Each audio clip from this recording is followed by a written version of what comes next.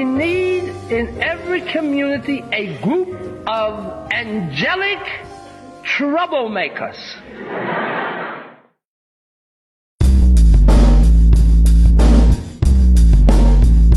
Social justice, power hour, power hour, power hour. Social justice, power hour, power hour, power hour.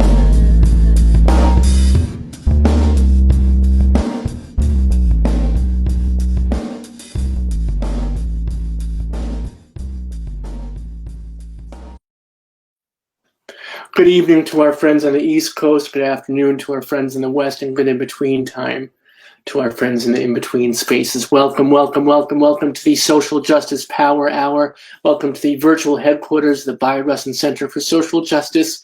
My name is Robert Seda Schreiber. I am your host for this evening, as I have been for 300 some odd episodes, many of them very odd indeed. We have been with you live every weeknight since the pandemic started, and we will continue to be with you 7 p.m. Eastern, 4 p.m. Pacific. So I hope you'll join us again. Tonight we're thrilled, as always, to welcome First Folk Fridays with David Brahinsky. And we're thrilled especially tonight because it is David's anniversary. So we are just over the moon that he would join us. And we want to wish him and his lovely bride, Naomi, a happy, happy evening and a happy, happy life. What a beautiful couple they are.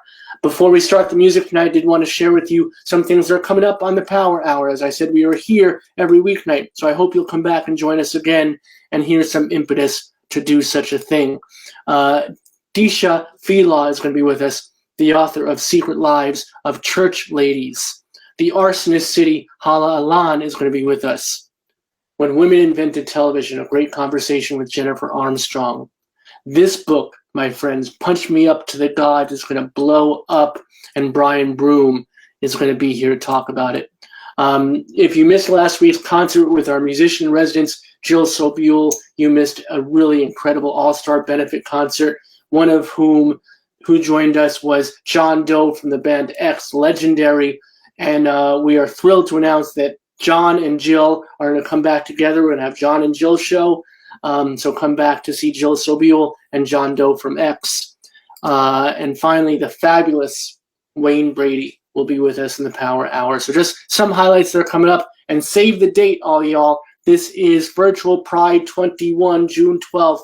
Make sure you're with us to march in solidarity and to dance in celebration. That's just some of the highlights that are coming up in the Power Hour. But I want to get you right to the music, right to the great stories and songs of David Brahinsky. David, thank you so much for being with us tonight, and thank all y'all for being with us in virtual community.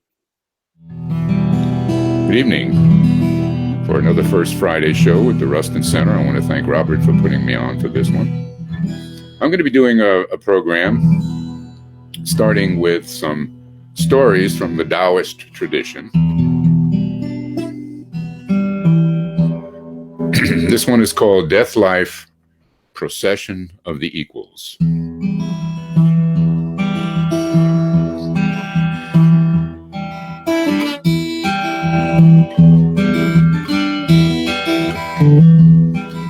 When Chang Tzu's wife died, Hui Tzu went to express his condolences, but found Chang Tzu squatting on the ground and singing a song, beating time by striking on an earthen basin. Why, began Hui Tzu, this woman has lived with you and borne you children. At worst, you might refrain from singing when her old body dies.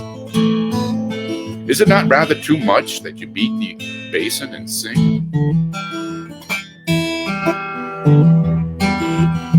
And Chang Tzu replied, you are mistaken. When she first died, I could not also help feeling sad and moved. But I reflected. In the beginning, she had no life. And not only no life, but she had no bodily shape. And not only no bodily shape, she had no ghost. Caught in this ever-changing flux of things, she became a ghost. The ghost became a body, and the body became alive. Now she has changed again and become dead. And by doing so, she has joined the eternal procession of spring, summer, autumn, and winter. Why should I make so much noise and wail and weep over her while her body lies quietly there in the big house? That would be a failure to understand the course of things. That is why I stopped crying.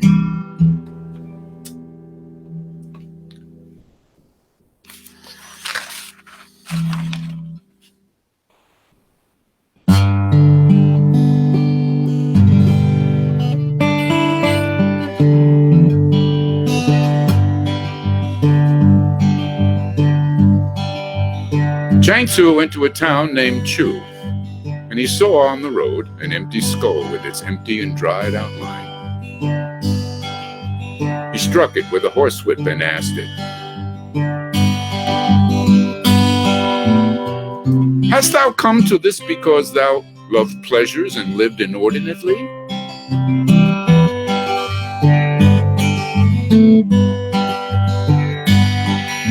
Wert thou a refugee running away from the law?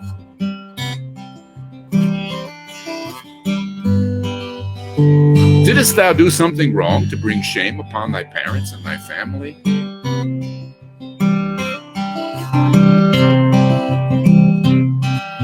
Or wert thou starved to death?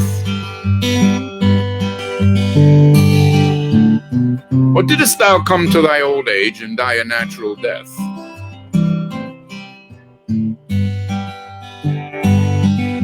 Having said all this, Chang Tzu took the skull and slept upon it as a pillow.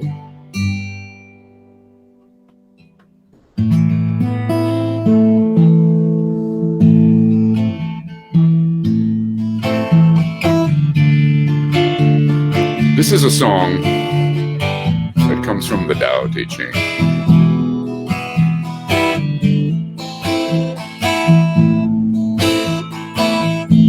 I call it The Way of Life, which is the title of it's the way we translate the Tao Te Ching, at least the Witter-Weiner translation.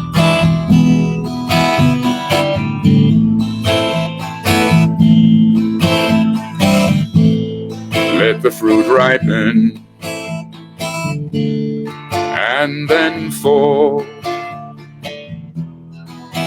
Force is not the way at all.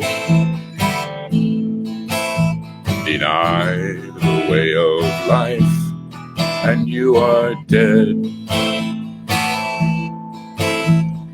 Now this can be used in just about any activity in life.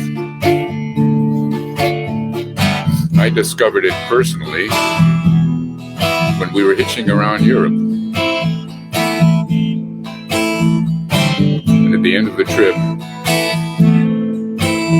we ran into some friends as we were waiting in London for the return flight. And each of us was suffering from one of the two problems that young people hitching around Europe suffer from, either diarrhea or constipation. And I was suffering from one of those two, and I ended up discovering, or at least remembering, this line from the Tao Te Ching, and I started singing it, and I solved the problem. Let the fruit ripen and then fall. Force is not the way at all. Deny the way of life. Deny the way of life. Deny the way of life. And you are dead. All right. There you go. The Tao Te Ching can be very useful.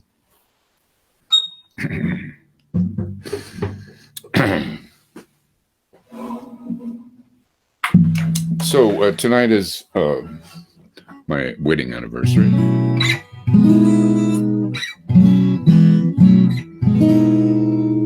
to sing a song that I wrote back in 1968.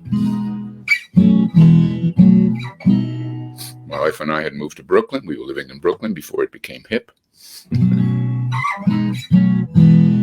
near Prospect Park. And I had gotten home from work early, and I was walking or running around in the park. And on the way home, I wrote this song.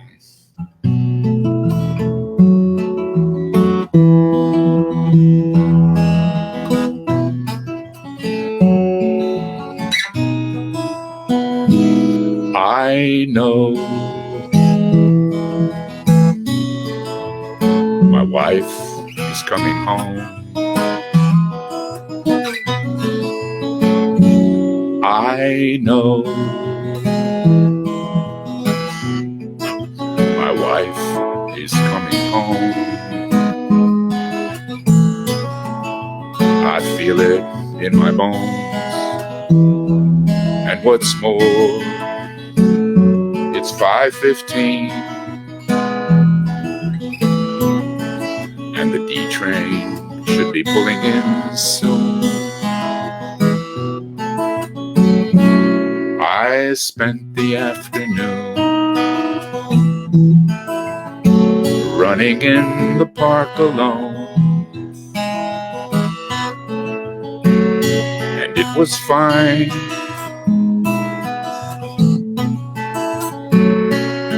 So fine. But on the way home, I began to see her face. Inside my mind, thank God that you are there. Thank God that you are you, and you're coming home, love, home, love, home.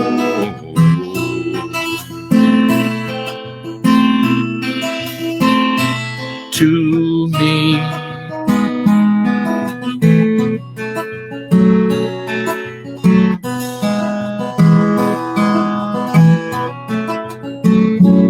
I know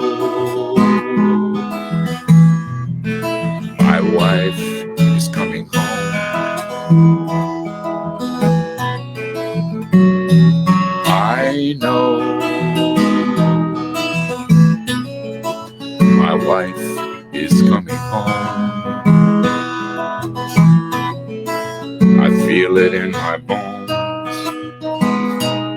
And what's more, it's 5:15,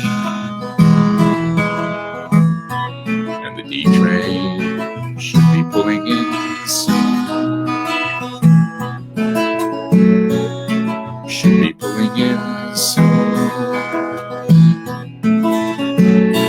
Come on, D train. Come on, D train. Come on, D.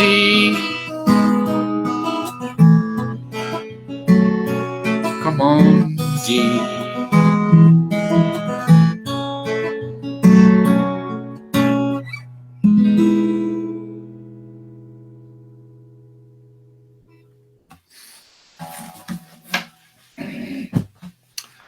All right, so what I'd like to do next is a couple of stories from the Nordic tradition.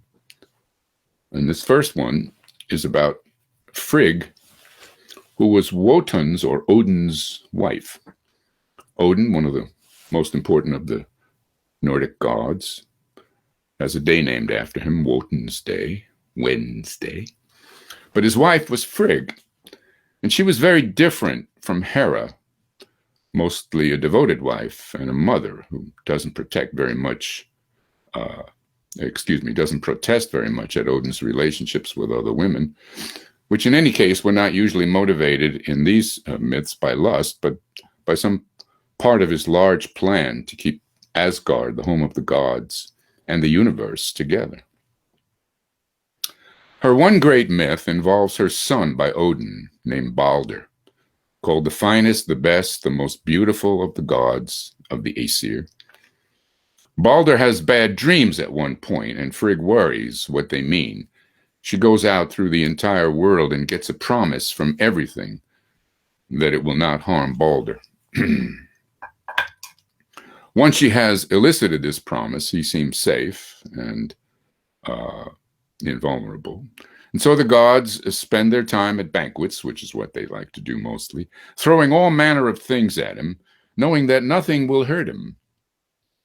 Loki, of course, the trickster, he's usually around, and he manages to elicit from Frigg the fact that she had not gotten a promise from one thing, the mistletoe. She had considered it to be too young to cause harm. So at the next banquet, Loki gets a blind god to fling a mistletoe spear at Balder, and it kills him. And that's the end of the fairest, the best of all the gods. Frigg, not wanting to give up yet, however, sends one of Balder's brothers to Hel, the land of the dead, which, by the way, was in the north in these myths. That's the cold, the dead, you know, to see if Balder can be recovered.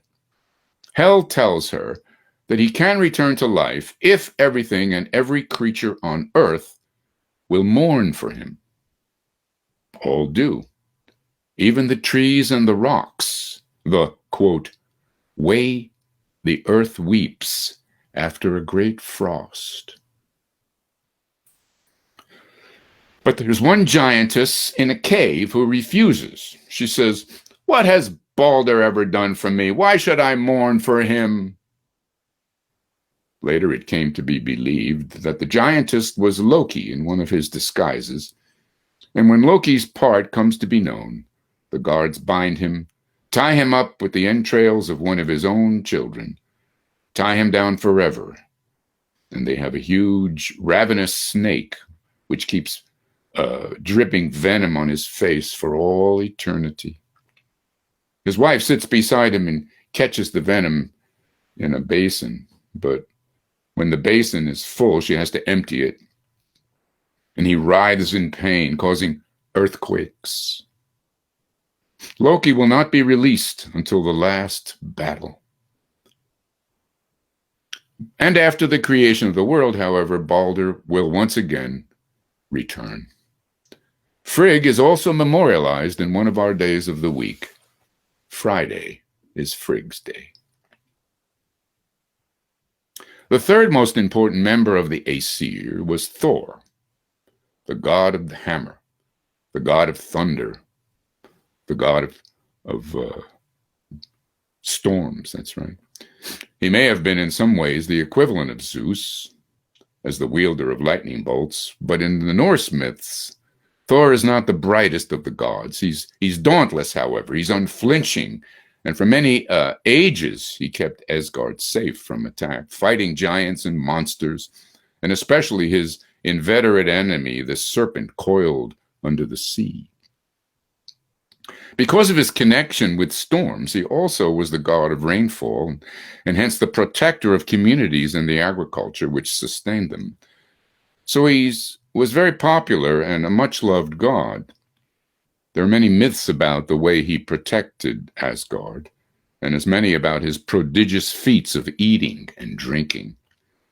In one, he and Loki are invited to the house of a giant where they are challenged to some bouts. In the first one, Thor is invited to drink from a huge drinking horn to see how much he can drink. After 3 great gulps, he's barely taken the liquid down below the rim of the horn, so he seems to have failed at that one. The second test, he's asked to lift a cat off the floor. He tries with all of his might and manages with immense effort to lift one paw off the floor. The third test, he's asked to wrestle with an old woman and cannot throw her. She eventually throws him. It turns out these are all tricks, and the fact that Thor did as well as he did suggests some of his immense power and the reasons why he has earned so much respect among people and the gods. The first trick was set up because the tip of the drinking horn was actually in the ocean, and so Thor was being asked to drink the ocean dry, and he drank so much that he made the levels of the oceans fall to that of ebb tide and frightened everybody who had noticed what was going on. The second test, the cat, turned out to be the great world serpent, and just by lifting that one paw off the floor, this was an immense achievement, and when he got the paw off the floor, the entire world tilted and trembled, and so once again it was a great feat that he achieved. The old woman, the third test, was really old age, who defeats everyone.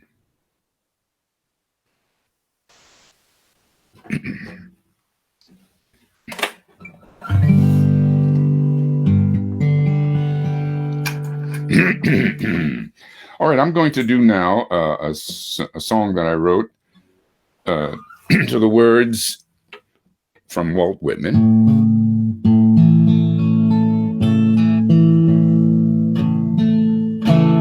From his poem Song of Myself.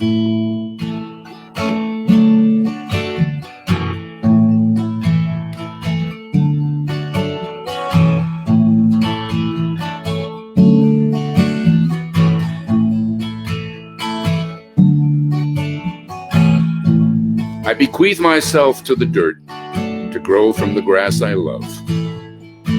If you want me again, look for me under your boot soles. You will hardly know who I am and what I mean, but I shall be good health to you nevertheless, and filter and fiber your blood. Failing to fetch me at first, keep encouraged. Missing me one place, search for another. I stop somewhere, waiting for you.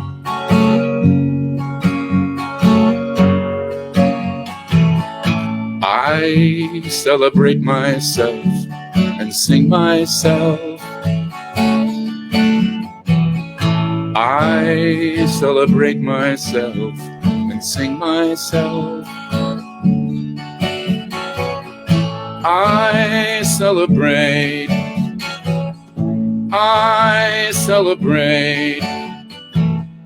I celebrate myself and sing myself. And what I assume, you shall assume. You shall assume.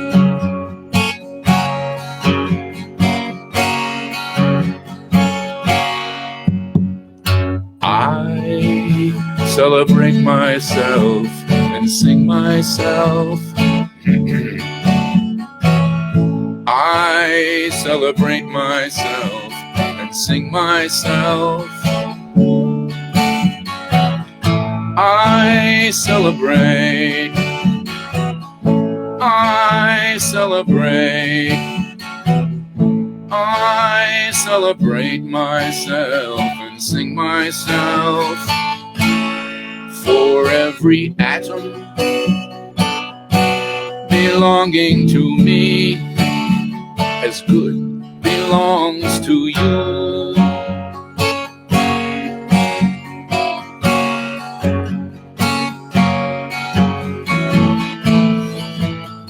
I bequeath myself to the dirt, to grow from the grass I love. If you want me again, look for me under your boot soles. You will hardly know who I am or what I mean, but I shall be good health to you nevertheless, filter and fiber your blood. Failing to fetch me at first, keep encouraged. Missing me one place, search for another. I stop somewhere, waiting for you.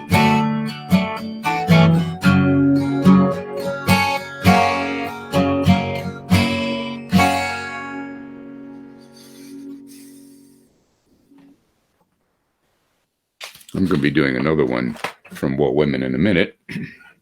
But first, I'd like to stop and pause for a moment to allow this wonderful mother and daughter, who will be helped by the Bayard Rustin Center, and maybe you'll be inspired to give whatever is in your heart and within your means.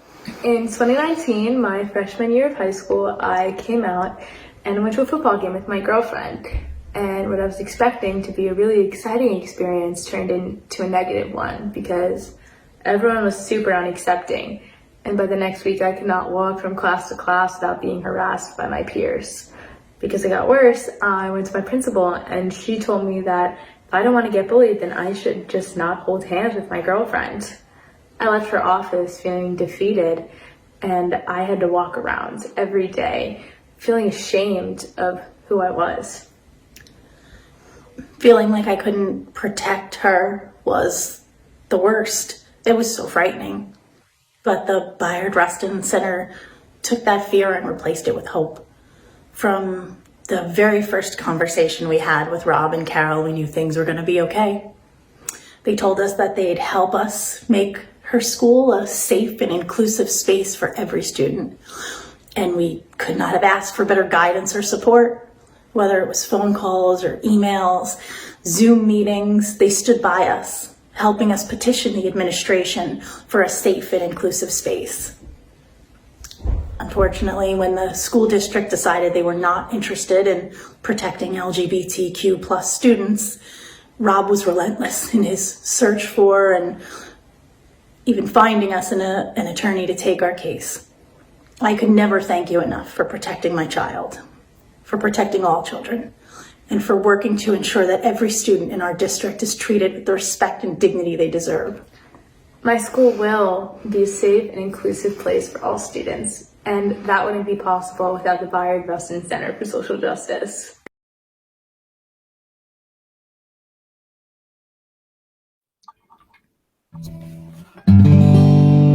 This is also from Walt Whitman's Song of Myself.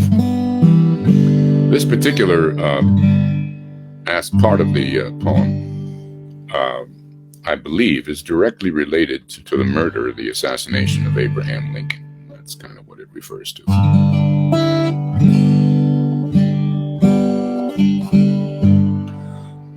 When lilacs last in the dooryard bloom, and the great star early drooped in the western sky in the night, I mourn, and yet shall mourn. I mourn, and yet shall mourn. I mourn, and yet shall mourn, with every turning spring. When lilacs last in the dooryard bloom, and the great star early drooped in the western sky in the night, I mourn, and yet shall mourn. I mourn, and yet shall mourn. I mourn, and yet shall mourn, with every turning spring, with every turning spring, with every turning spring.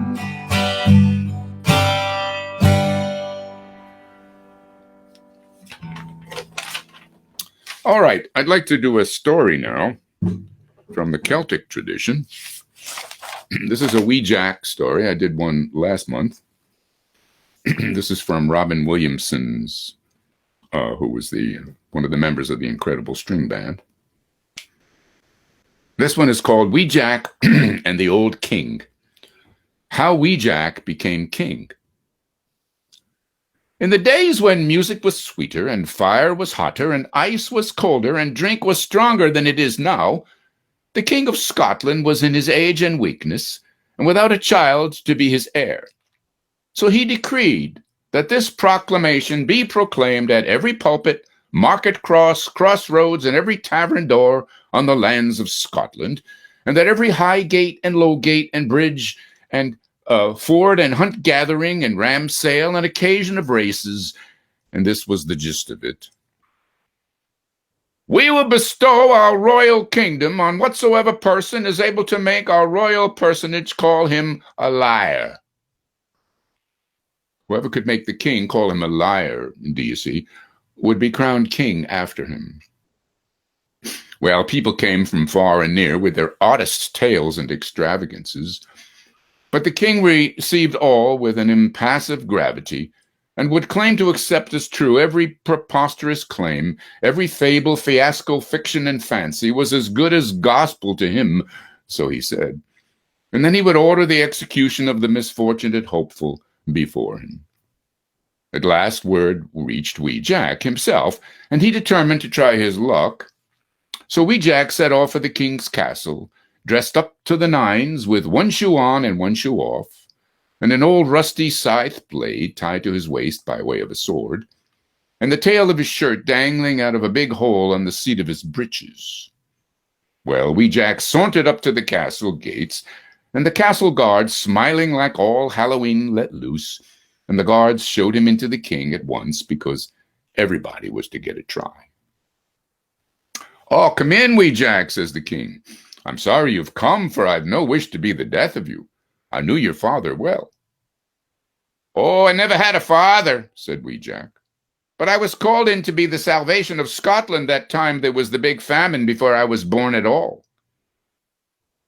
"Before you were born?" said the king. "That's it," said Wee Jack.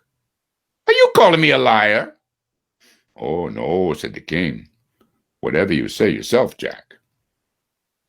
"Well," said Wee Jack, "before I was born, I came to Edinburgh with a pocket full of sand to help relieve the famine of the people.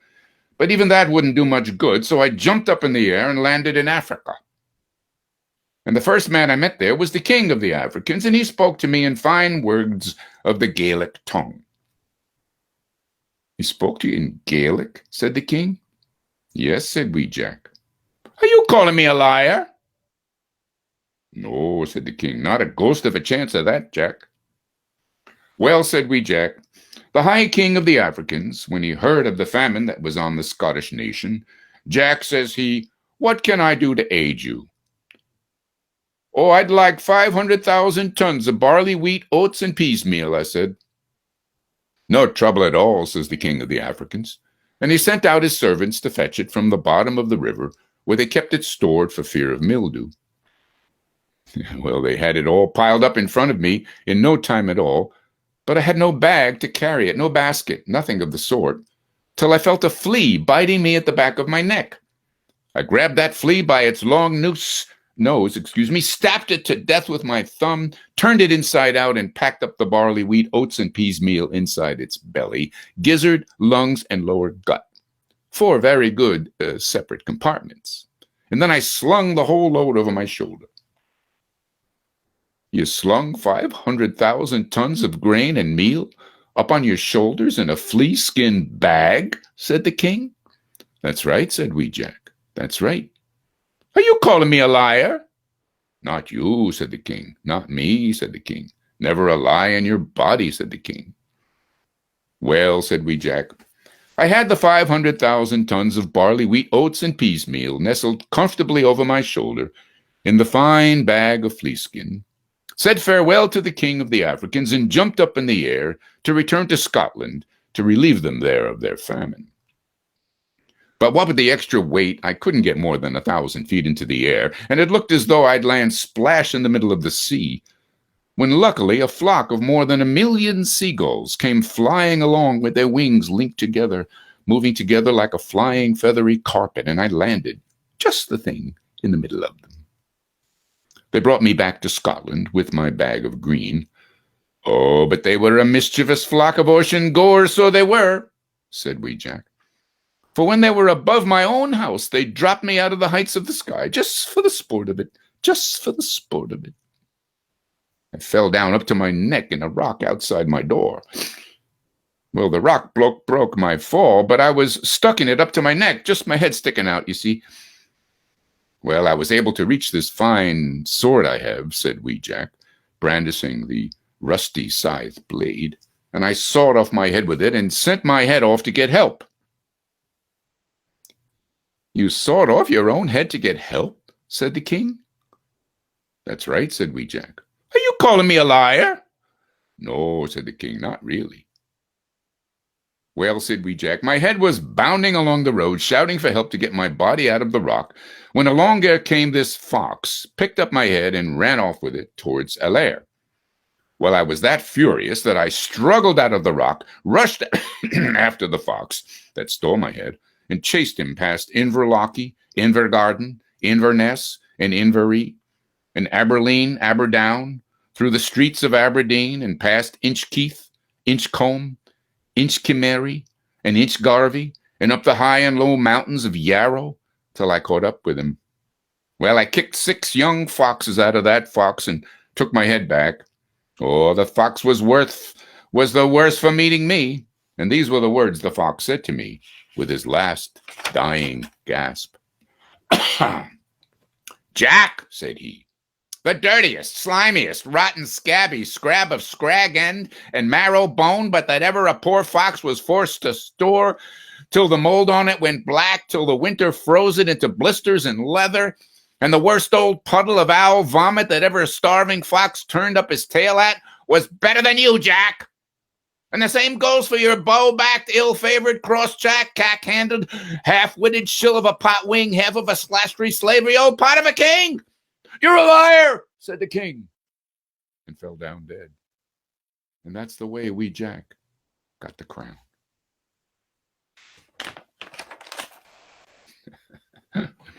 Yes. Good old Wee Jack.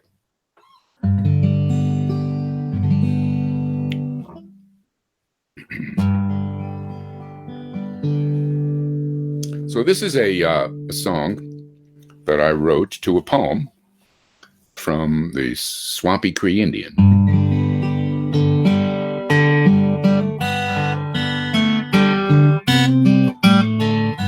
Called Slapped in the Water.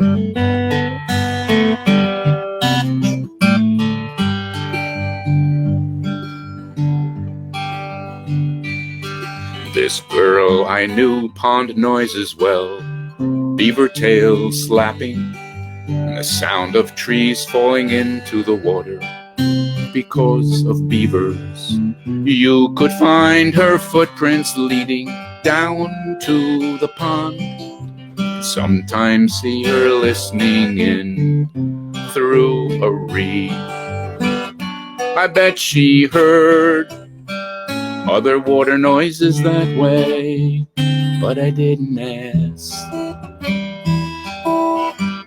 She must have heard other water noises that way, but I didn't ask.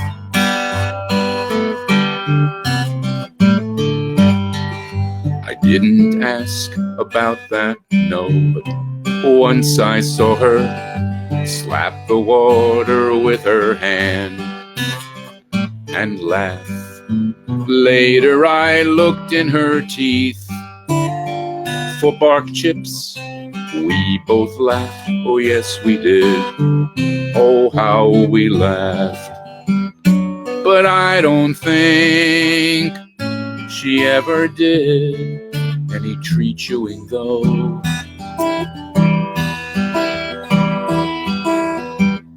No, I don't think she ever did any tree chewing though, but I didn't ask.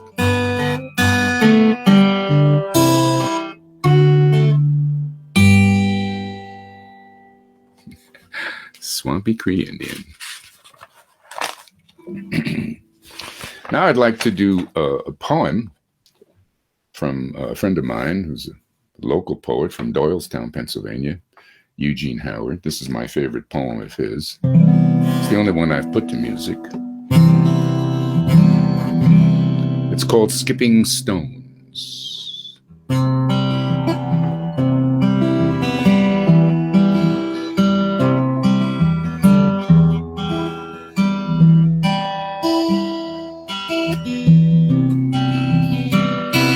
Cars pulse along in an artery between the river and the graveyard.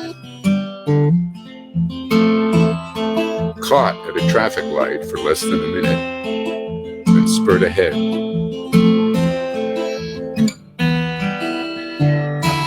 The cemetery lay up on a rise east of the river. From where I sit in a pickup truck. Except for the yellowing willow and the evergreen, trees have shed their leaves. Weeds and grasses, once green and supple, are brown and stiff.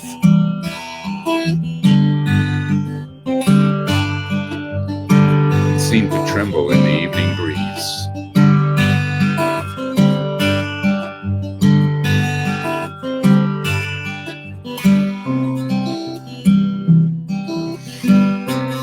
The gates to this necropolis will always swing open. The number of returning prodigals always increases. The line on the census graph never declines. Beneath marble, granite, alabaster, beneath cruxosante obelisk, beneath stone angels and miniature temples, bones lay silent on the black soil.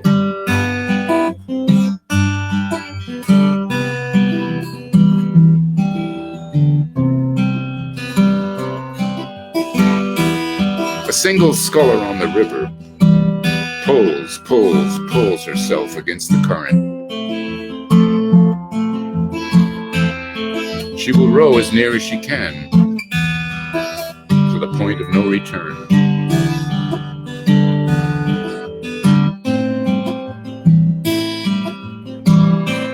Then she'll return, muscles straining, heart pumping.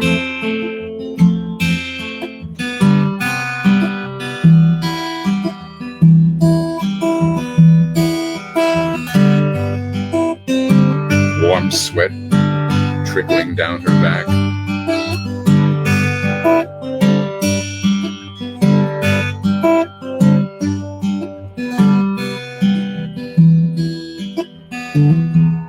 The earth spins away from a weak winter sun. And the lights of automobiles flare in the dusk. The wind dies down as night crawls in. And my thoughts draw back to the bank of the river. Draw back from the sure and certain promise. On the far side of any point of no return. And I know in my bones the future of flesh. In that endless dark where the brain goes cold.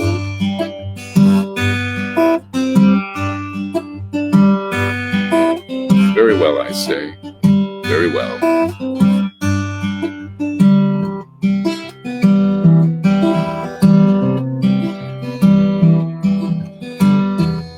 I climb down from the cab of the truck. And against that sure and certain promise, I squeeze these words into small, flat stones. Send them skimming across the river. Of course, they drown in the cold and dark.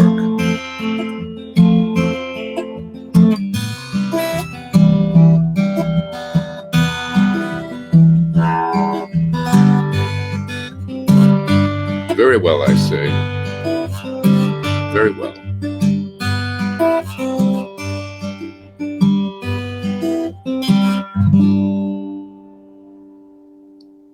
Skipping Stones by Eugene Howard.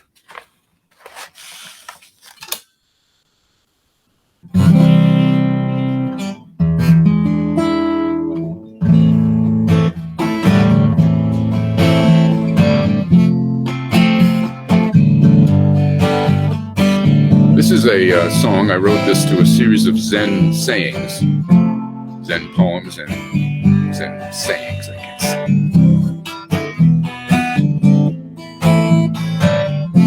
I call it Radiance Revealed.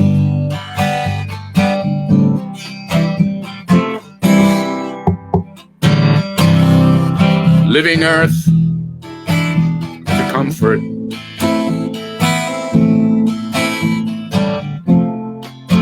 living water to heal,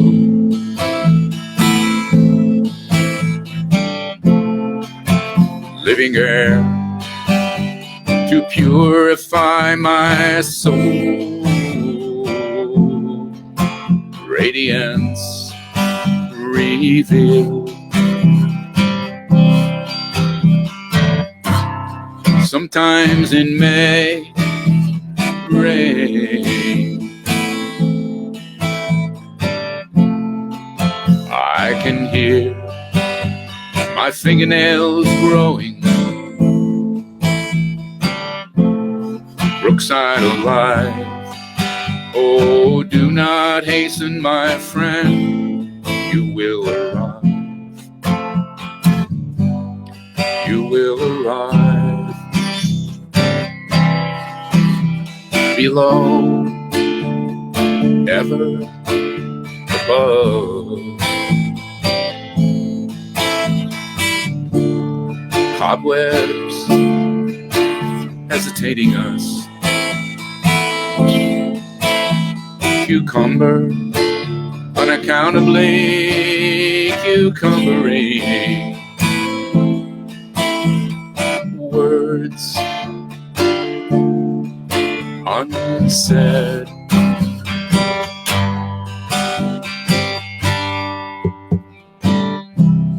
Suddenly from tree, peach blossoms,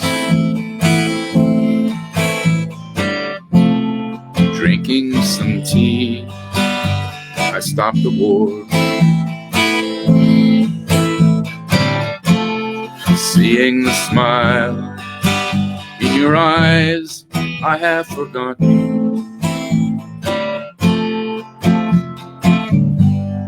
that people die below, ever above.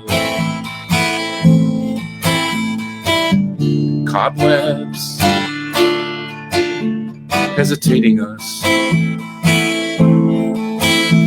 Cucumber, unaccountably cucumbering.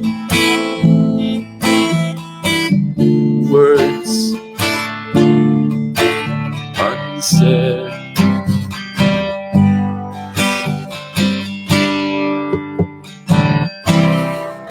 Living earth to comfort,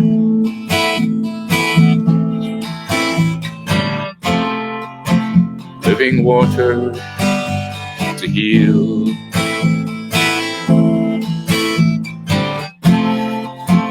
living air to purify my soul,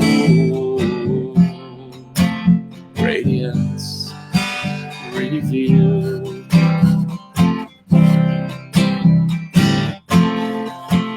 Living air to purify my soul, radiance revealed.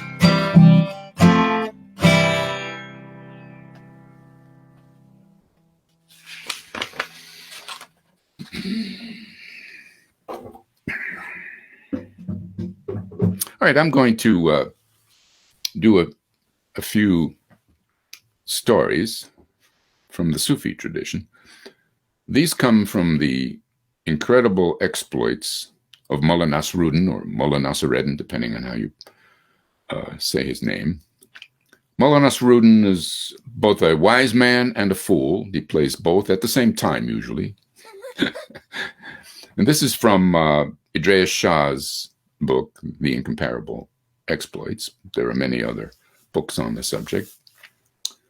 The first one is called The Robe. Jalal, an old friend of Nasrudin's, called one day. The mullah said, "I am delighted to see you after such a long time. I'm just about to start on a round of visits, however. Come walk with me and we can talk." "Lend me a decent robe," said Jalal, "because as you see, I am not dressed for visiting." Nasrudin lent him a very fine robe. At the first house, Nasrudin presented his friend. "This is my old companion Jalal, but the robe he is wearing, that is mine." On their way to the next village, Jalal said, "What a stupid thing to say! The robe is mine indeed. Don't do it again." Nasrudin promised. When they were comfortably seated at the next house, Nasrudin said, "This is Jalal, an old friend, come to visit me. But the robe is his." As they left, Jalal was as annoyed as before. "Why did you say that? Are you crazy?" "I only wanted to make amends. Now we are quits." "If you do not mind," said Jalal slowly and carefully, "we shall not say any more about the robe." Nasrudin promised. At the third and final place of call, Nasrudin said, "May I present Jalal, an old friend, and the robe he is wearing—" "But we mustn't say anything about the robe, must we?" That story has become one that my family and I use all the time. Anytime one of us starts talking about something, then the other one doesn't want to hear about it, we say, "Do not mention the robe." This next one is called Saved His Life. Nasrudin, when he was in India, passed near a strange-looking building, at the entrance of which a hermit was sitting. He had an air of abstraction and calm, and Nasrudin thought that he would make some sort of contact with him. Surely, he thought, a devout philosopher like me must have something in common with this saintly individual. "I am a yogi," said the anchorite, in answer to the mullah's question, "and I am dedicated to the service of all living things, especially birds and fish." "Pray allow me to join you," said the mullah, "for as I had expected, we have something in common. I am strongly attracted to your sentiments, because a fish once saved my life." "How pleasurably remarkable," said the yogi. "I shall be delighted to admit you to our company. For all my years of devotion to the cause of animals, I have never yet been privileged to attain such intimate communion with them as you. Saved your life! This amply substantiates our doctrine that all the animal kingdom is interlinked." So Nasrudin sat with the yogi for some weeks, contemplating his navel and learning various curious gymnastics. At length the yogi asked him, "If you feel able, now that we are better acquainted, to communicate to me your supreme experience with the life-saving fish, I would be more than honored." "I'm not sure about that," said the mullah, "now that I have heard more of your ideas." But the yogi pressed him, with tears in his eyes, calling him master and rubbing his forehead in the dust before him. "Very well, if you insist," said Nasrudin, "though I am not quite sure whether you are ready, to use your parlance, for the revelation I have to make. The fish certainly saved my life. I was on the verge of starvation when I caught it. It provided me with food for 3 days.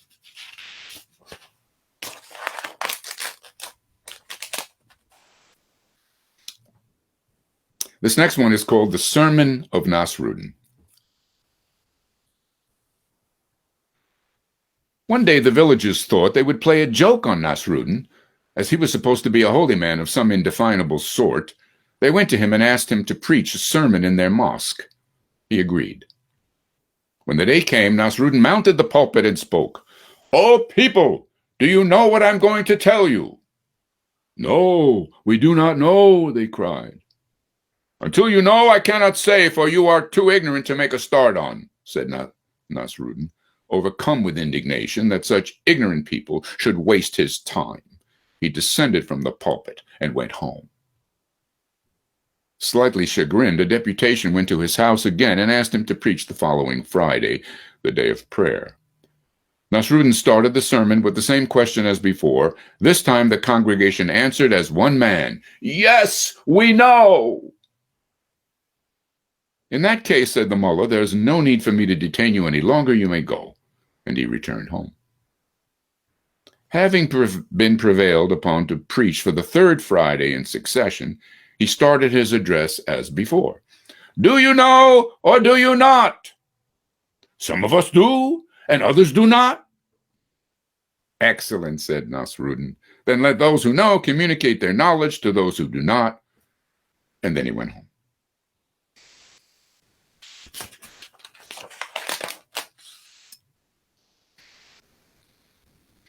This one is called Cooking by Candle. Nasruddin made a wager that he could spend a night on a nearby mountain and survive in spite of ice and snow. Several wags in the tea house agreed to adjudicate. Nasruddin took a book and candle and sat through the coldest night he had ever known. In the morning, half dead, he claimed his money. "Did you have nothing at all to keep you warm?" asked the villagers. "Nothing." "Not even a candle?" "Oh, yes, I had a candle." "Then the bet is off." Nasruddin did not argue. Some months later, he invited the same people to a feast at his house. They sat down in the reception room waiting for the food. Hours passed. They started to mutter about food. "Let's go and see how it's getting on," said Nasruddin. Everyone trooped into the kitchen. They found an enormous pot of water under which a candle was burning. The water was not even tepid. "It is not ready yet," said the mullah. "I don't know why. It has been there since yesterday."